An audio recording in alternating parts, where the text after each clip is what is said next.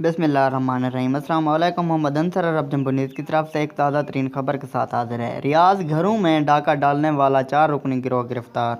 रियाज police ने घरों में डाका डालने वाला एक 4 रुकनी गिरोह गिरफ्तार किया है। सऊदी प्रेस एजेंसी के मुताबिक रियाज रीजन पुलिस के तर्जमान मेजर खालिद कुरजीस ने कहा है कि गिरफ्तार शुदगान मुतअद्दिद घरों में डाका डालने में मुलव्वस हैं।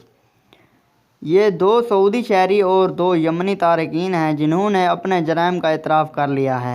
इनके ठिकाने से बाद मसरूक़ा चीज़ें बरामद हुई हैं जबकि बेहतर अशिया फ़रोख्त कर चुके हैं। उन्होंने कहा है कि मज़कूरा गिरोह घरों के अलावा गाड़ियों के अंदर इलेक्ट्रॉनिक्स और कीमती अशिया भी चोरी किया करता था।